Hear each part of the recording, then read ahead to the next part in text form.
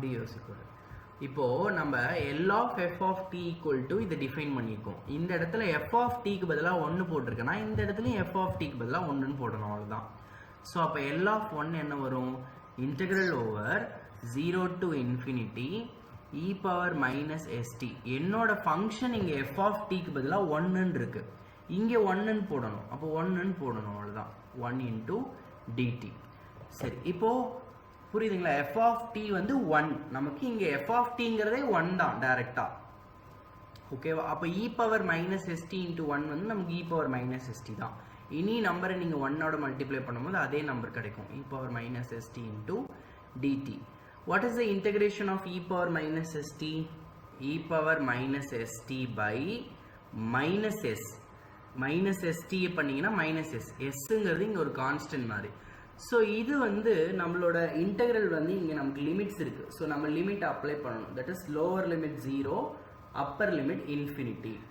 So முதல்ல நம்ம upper limit தான் அப்ளை பண்ணணும், ஞாபகம் இருக்குங்களா? அப்பர் லிமிட் முதல்ல அப்ளை பண்ணணும். ஸோ அப்பர் லிமிட் அப்ளை பண்ணிங்கன்னா என்ன வரும்? இ பவர் எஸ்ஸுக்கு பதில் இங்கே நமக்கு டி தான் நம்மளோட இன்டெகிரேஷன் வேரியபிள். ஸோ அப்போ நீங்கள் என்ன பண்ணணும்னா டீக்கு பதிலாக தான் நீங்கள் இன்ஃபினிட்டின்னு சப்ஸ்டியூட் பண்ணணும். அப்போ அப்பர் லிமிட் சப்ஸ்டியூட் பண்ணிங்கன்னா e power minus S into infinity. டீக்கு பதிலாக நான் இன்ஃபினிட்டின்னு போடுறேன், டிவைடட் பை மைனஸ் எஸ்.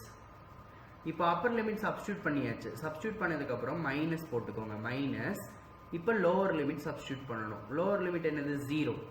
அப்போ e power minus S into 0 by minus s. So upper limit and lower limit substitute பண்ணது புரிஞ்சுதா? ஓகே, இப்போ e power minus s into infinity. இன்ஃபினிட்டியோட நீங்கள் எந்த நம்பரை மல்டிப்ளை பண்ணிங்கனாலும் என்ன தான் கிடைக்கும் உங்களுக்கு? இன்ஃபினிட்டிங்கிறது ரொம்ப பெரிய நம்பர், அது நமக்கு என்னன்னே தெரியாது, போயிட்டு அதுக்கு வந்து அது முடிவே கிடையாது. ஸோ அதோட நீங்கள் ஒரு நம்பரை மல்டிப்ளை பண்ணாலும் அதோட முடிவும் நமக்கு தெரியாது. ஸோ அப்போ இது இ பவர் மைனஸ் இன்ஃபினிட்டி, ஓகேங்களா, divided by minus s. Minus S into 0 என்ன வரும்? That is 0. 0ஓட நீங்கள் எந்த நம்பரை மல்டிப்ளை பண்ணாலும் 0 தான் கிடைக்கும், divided by minus S. Okay, இப்போது e power minus infinity. So இதோட வேல்யூ என்னென்னா e power minus infinity equal to 0, ஓகேவா? e power minus infinity ஓட வேல்யூ என்னது? 0.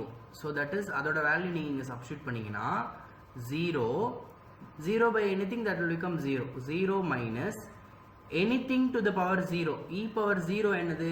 எனி நம்பர், e power மட்டும் கிடையாது, any number raised to the power 0 வந்து 1. So இங்கே ஒரு மைனஸ் இங்கே ஒரு மைனஸ் இருக்குது, அப்போ இது ப்ளஸ் ஆகிடும். e power 0 will become 1 by s. So அப்போது லாப்லாஸ் டிரான்ஸ்ஃபார்ம் ஆஃப் 1ஓட வேல்யூ என்ன நமக்கு? 1 by s.